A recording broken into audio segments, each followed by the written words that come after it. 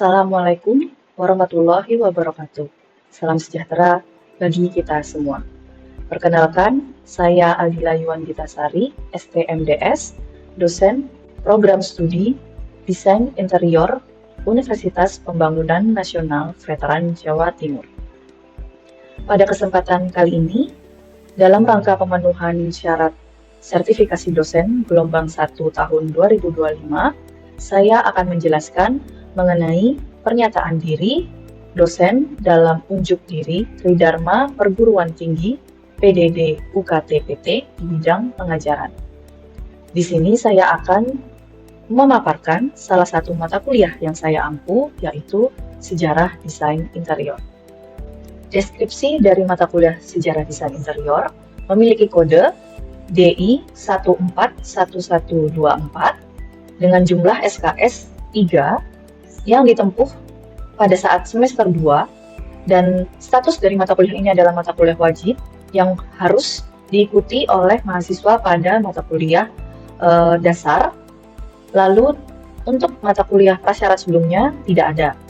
Nah, mata kuliah Sejarah Desain Interior ini mempelajari perkembangan desain interior dari berbagai periode dan budaya dengan fokus pada analisis langgam, konteks sosial, ekonomi, dan budaya. Mahasiswa di sini akan mengembangkan bagaimana kepekaan mereka terhadap langgam desain serta melatih kemampuan analisa, tinjauan, dan kritik terhadap karya desain interior pada masa kini melalui tulisan, gambar, dan proses diskusi.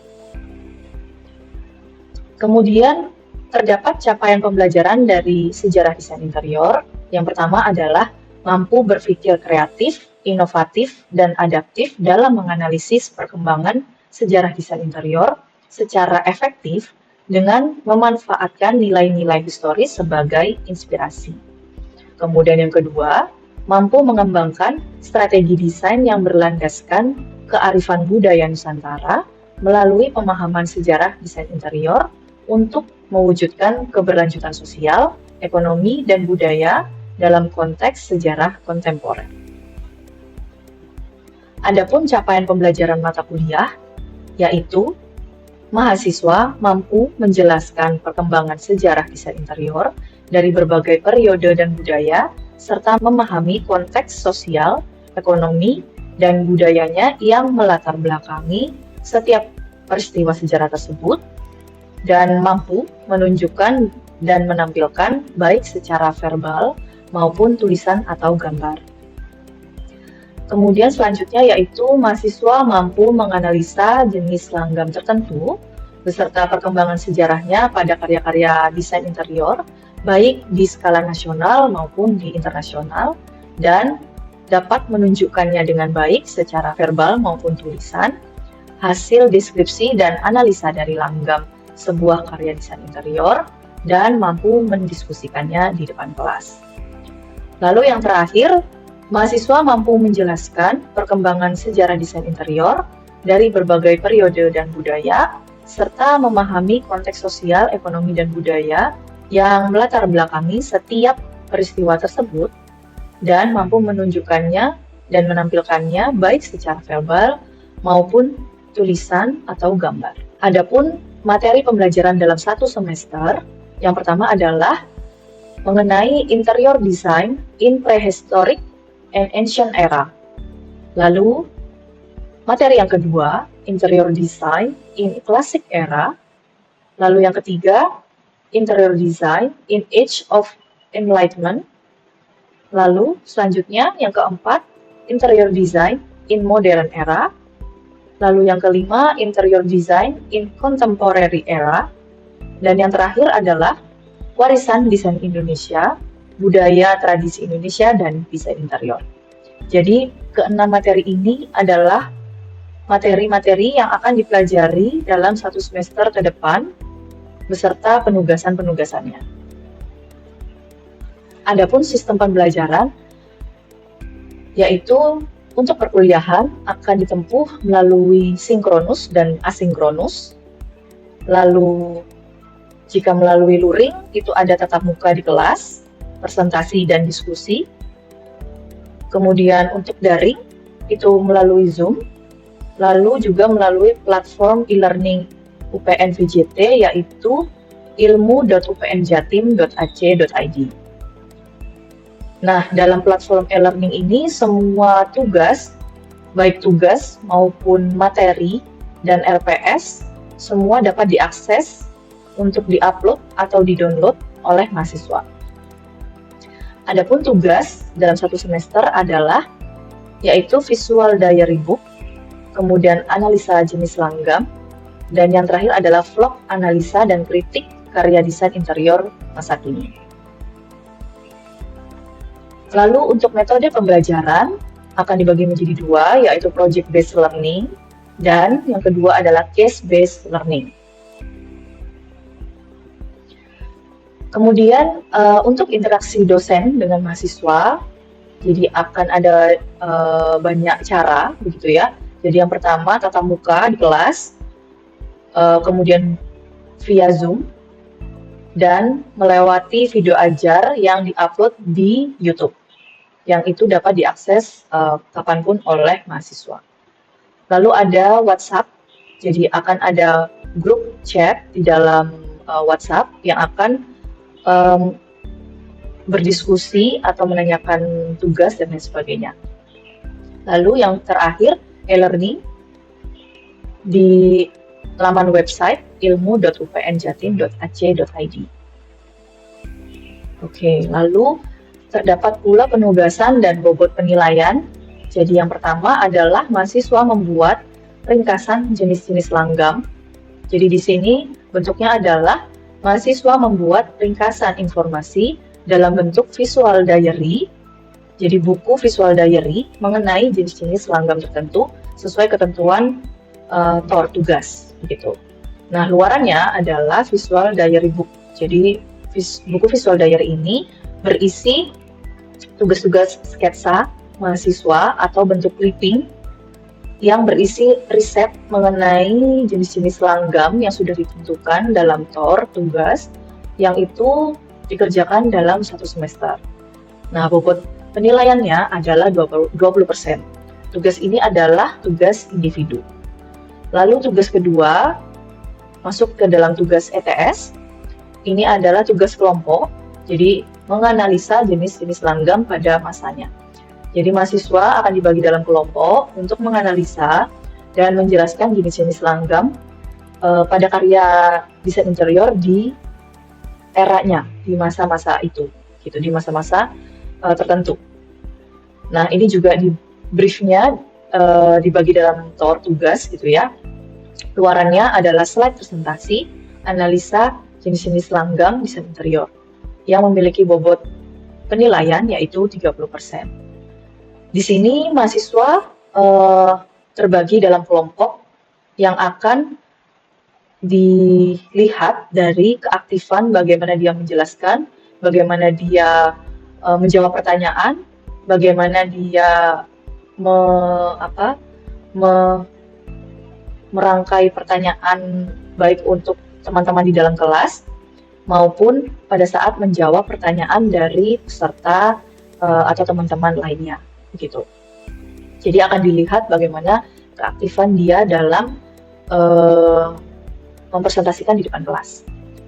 Lalu tugas yang terakhir yaitu tugas besar atau EAS. Jadi ini membuat vlog review langgam di masa kini. Jadi bentuknya adalah membuat vlog berupa analisa dan kritik terhadap karya desain interior di masa saat ini yang mengadaptasi jenis-jenis langgam tertentu. Luarannya adalah vlog atau video blog yang diupload di media populer yaitu YouTube yang dapat diakses oleh masyarakat luas. Nah, bobotnya sendiri adalah 50%. Jadi nanti akan di briefing dalam bentuk TOR bagaimana klasifikasi dari vlog ini, uraiannya apa, isi kontennya apa, kemudian untuk penilaiannya bagaimana, semua akan dijelaskan dalam briefing TOR, sehingga mahasiswa terdapat pakem-pakem bagaimana mereka membuat vlog ini, seperti itu. Setelah pemaparan deskripsi mata kuliah sejarah desain interior, Berikut adalah rekaman proses pembelajaran tatap muka di kelas untuk mata kuliah Sejarah Desain Interior. Terima kasih. Oke, Assalamualaikum warahmatullahi wabarakatuh. Ya, selamat siang teman-teman semuanya di mata kuliah Sejarah Desain ya, Desain Interior. Minggu lalu kita sudah membahas mengenai RPS 1 semester ke depan gitu ya. Nah, kita minggu ini mulai masuk ke materi yang pertama gitu. Mungkin tapi nanti di awal kita akan membahas sedikit mengenai 1 semester tentang langgam apa yang kita akan bahas gitu ya. Oke, di sini sesuai kemarin yang di RPS mengenai interior design in prehistoric and ancient era gitu. Nah, ini nanti pembahasan pertama ya, yang kita akan membahas setiap era gitu ya, setiap pergantian eranya. Oke, sebelum kita masuk ke ancient prehistoric tadi, kita akan membahas sedikit secara umumnya gitu ya. Jadi sejarah ini membentuk bagaimana kita hidup hari ini, sehingga pemahaman tentang sejarah arsitektur dan desain interior itu penting gitu ya. Jadi kita harus tetap tahu bagaimana masa lalu gitu ya, masa lampau, terutama yang bagian terutama pada desain interior gitu ya dan arsitektur. Itu harus tahu supaya itu menjadi bekal kita pada saat mendesain berikutnya gitu. Jadi memasuki dunia sejarah ini memberikan manusia kemampuan untuk melihat desain interior itu dengan pandangan yang lebih terinformasi dan apresiatif. Selain menghargai kemegahan prestasi manusia di masa lalu, tapi juga sebagai kepuasan yang lebih dalam ketika melihat bagaimana berbagai jenis bangunan itu sudah dibentuk dan dikembangkan melalui berlapis-lapis budaya dan peradaban yang sangat luas gitu. Terutama kaitannya bukan cuma hanya di Indonesia tapi juga di global gitu ya. Bagaimana manusia itu mempengaruhi desain dan gaya bangunan, serta bagaimana teknik konstruksi itu terus berkembang dari tahun ke tahun dan berubah selama berabad-abad. Mempelajari semua langgam desain interior gitu ya, mulai dari zaman prasejarah sampai dengan masa modern baik di Indonesia maupun di internasional. Harapannya kita sebagai desain interior itu bisa memahami awal mula dan sejarahnya itu bagaimana desain itu ada, setiap style itu kan beda satu sama lain. Nah, itu kita bisa lebih matang dalam mengkonsep nantinya ya, kan nanti kalian akan melalui perancangan-perancangan nih. Nah, itu akan lebih dalam, lebih filosofis pada saat kalian memutuskan, oh saya mau pakai langgam ini, oh saya mau pakai langgam ini. Mestinya kalian juga sudah mulai searching ya kemarin ya, pada saat saya menyampaikan RPS bahwa kita akan mempelajari tentang langgam. Kira-kira yang kalian tahu sebelum kita membahas lebih dalam nih, langgam-langgam apa aja yang kalian ketahui selama ini atau baru-baru ini? Bisa saling angkat tangan. Kira-kira apa aja nih langgam yang pernah didengar mungkin, atau pernah tahu, pernah searching, pernah melihat? Kira-kira apa? Ada yang bisa angkat tangan? Gotik. Oke, yang pertama langgam gotik. Selanjutnya barok. Bisa. Terus Victorian. Oke. Mid century. Apalagi? Yunani. Oke, Romawi Yunani gitu ya. Terus apalagi? Langgam-langgam yang terbaru apa nih? Renaissance. Oke. Gaya-gaya gaya-gaya di era postmodern itu pasti dia akan berkembang mengikuti masa depan di era masing-masing gitu. Jadi bisa jadi di tahun dulu ayah ibu kalian tahun 80-an, 90-an, 70-an gitu ya, menurut mereka itu adalah era modern. Ya, modern di saat itu. Nah, sedangkan di era kita ya modern di saat era kita ini gitu kan. Jadi itu pasti berkembang menyesuaikan di eranya masing-masing gitu. Nah, ini kurang lebih yang akan kita bahas satu semester gitu ya. Jadi gaya-gaya ini tuh karakteristiknya macam-macam dan itu khas satu sama lain, dipengaruhi oleh sosial budaya masing-masing gitu ya. Gaya-gaya ini berhubungan dengan sejarah pasti dan perkembangan ilmu desain. Teman-teman yang tadi sebutkan rata-rata semuanya ada di sini gitu. Jadi nanti kita akan bahas selama satu semester. Oke, yang selanjutnya adalah kita membahas di era Jurassic gitu ya. Jadi ini era masa lampau prasejarah gitu ya, prehistoric era. The Stone Age ini dibagi jadi 3 era. Masa berburu dan mengumpulkan makanan tingkat awal, kemudian selanjutnya Mesolitik, ini adalah tingkat lanjut, masih berburu dan mengumpulkan makanan. Kemudian yang era ketiga ini mereka mulai menetap. Walaupun menetap itu juga masih terus berpindah ya, karena mereka bercocok tanam itu pasti mengikuti musim di masa tertentu gitu ya. Ciri utama di apa ya, mereka kan tinggal di gua ya. Yang paling kelihatan itu kalau di gambar ini kan mereka kan kayak tinggal di dalam gua, hidup di situ. Nah, yang paling kelihatan menurut kalian apa yang paling khas di situ? Kayak apa ya, peninggalannya lah. Oke, lukisan dinding. Oke, lukisan dinding di gua-gua gitu ya. Berarti pakai apa biasanya? Batu ya, atau pewarna alami kayak daun, buah gitu ya. Berarti mereka ada naluri menghias sejak zaman prasejarah gitu ya. Oke, itu benar.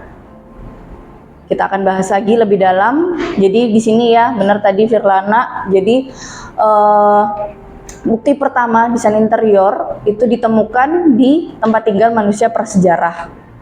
Contohnya adalah ini salah satunya. Ini adalah di Gua Leang-Leang, Sulawesi Selatan. Jadi ini adalah cap jari tangan warna merah gitu ya. Jadi ini istilahnya adalah cave painting gitu ya. Jadi lukisan gua cap tangan yang diyakini sebagai bagian dari ritual. Dapat membuat kita percaya bahwa desain interior dan merawat rumah sebenarnya adalah naluri dasar seperti tadi kata Firlana ya. Jadi naluri dasar manusia yang itu juga menunjukkan tanda kecerdasan manusia. Kita lanjut lagi. Ini adalah tipi. Tipi ini dari bahasa Lakota, artinya tempat tinggal atau mereka tinggal, dari kata kerja ti atau tinggal gitu. Nah, ini dari ini American people, the native American people, bangsa Indian dan sebagainya gitu ya, dan sejenisnya. Tipi ini merupakan rumah tinggal nomaden, bentuknya tenda yang terbuat dari susunan tiang kayu dan kulit binatang. Itu tadi, kulit binatang macam-macam, bisa mamut, bisa bison gitu ya. Pokoknya yang khasnya tuh tebel. Tali pengikat ini untuk pakaian gitu ya, digantung, diikat pada tiang kayu bagian bawah, yang diikat di antara 2 ujung tiang gitu. Jadi bagian dalamnya seperti ini. Di Asia Timur gitu ya. Jadi ini apa namanya, rumah nomaden juga gitu ya. Walaupun dibebet-bebet seperti terpal gini, tapi dia bisa di-pack dan itu bisa moving gitu ya, berpindah-pindah. Dan di dalamnya juga ada apa semacam dapur gitu ya, pemanas, karena untuk menahan hawa hangat di dalam supaya tidak masuk udara dingin. Ini untuk wanita dan ini untuk pria gitu. Nah, yang untuk wanita itu adalah untuk masak, bersih-bersih, jahit-menjahit, tenun, semuanya disimpan di area ini. Sedangkan untuk sisi lain itu untuk pria, semua alat-alat berburu dimasukkan di area ini gitu. Jadi dibedakan 2 zona. Ini iglo, the snow house. Nah, di dalamnya jadi kita masuk ya ke terowongan ini, kita masuk ke dalam terowongan. Di dalamnya seperti ini. Jadi dia kayak dibuat, ada yang 1 layer, tapi ada yang kayak dibuat trap kayak anak tangga gitu ya, tapi kecil. Nah, bagaimana caranya di dalam ini hangat? Padahal terbuat dari es balok. Kalau kita mikir selintas tuh kan kayak nggak mungkin, dingin banget di dalam gitu kan. Ternyata di dalamnya itu dilapisi lagi gitu ya. Mungkin bisa jadi ada partisi-partisi dan lain sebagainya. bukan partisinya tetap dari balok ya gitu, tapi pasti dibuat kayak di zoning gitu. Oke, tadi itu adalah masa berpindah-pindah. Nah, kalau ini sebenarnya masih peralihan masa-masa itu, tapi sudah lebih ajak gitu ya. Nah, ini ada contoh yang pertama, ini Matakam Homestead, ini di Afrika. Jadi mereka itu membuat ini ya, ini tampak samping, yang ini tampak atas. Jadi mereka membuat rumah itu saling berhubungan satu sama lain. Jadi kayak ada connecting door-nya gitu. Nah, itu terbuat dari lumpur, ini lumpur atau gubuk batu yang menciptakan sebuah ruangan, dan beberapa bangunan serupa dikelompokkan bersama untuk membuat sebuah kompleks rumah. Mata House di Afrika juga, mereka menggunakan padang pasir, jadi kayak semacam bukit keras gitu ya, terus mereka bolongi. Nah, ini seperti labirin kalau di dalam gitu, jadi saling saling terhubung juga seperti ini, tapi mereka ada di dalam bukit. Itu tadi materi yang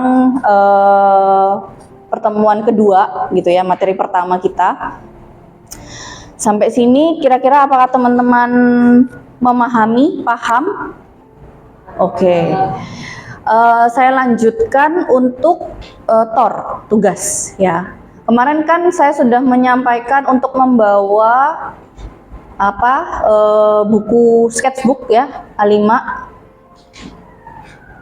Nah, di sini ini adalah tugas pertama ya, tugas pertama untuk mata kuliah sejarah.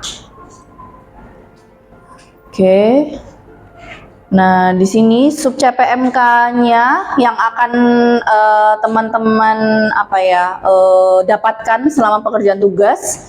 Jadi kalian mampu menjelaskan perkembangan sejarah desain interior dari berbagai periode dan budaya, dan paham konteks sosialnya, sosial, ekonomi, budaya yang menjadi latar belakang setiap peristiwa sejarah tersebut, dan mampu menampilkan baik secara verbal maupun tulisan gambar. Sketchbook ukuran A5 sudah ada semua kan?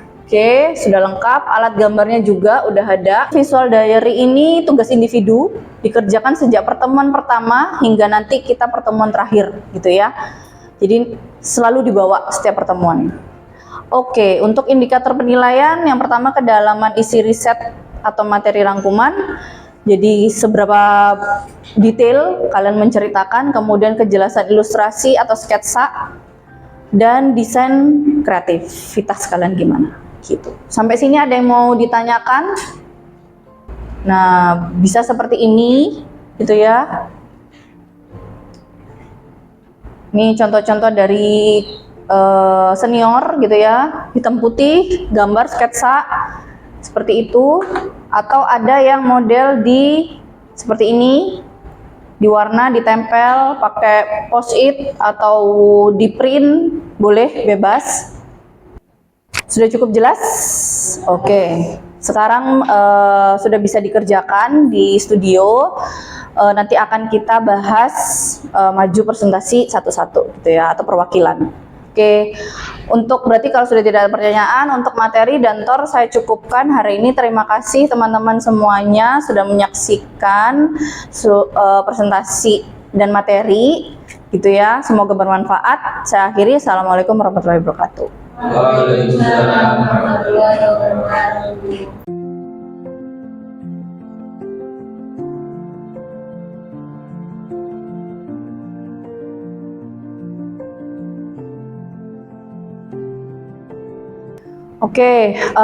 Teman-teman sudah mengerjakan ya untuk rangkumannya. Saya minta boleh 1-2 orang volunteer untuk presentasi hasil dari riset singkatnya. Yuk, siapa? Silakan angkat tangan. Silakan Jaler. Diperkenalkan pada tahun 1950. Bisa sambil ditunjukin gambarnya ke teman-teman. Bisa. Contoh warna-warnanya. Di sini ada pola-polanya juga. Selamat pagi semua. Perkenalkan, saya Ibu Sri. Saya akan mempresentasikan tentang langgam usia kucing.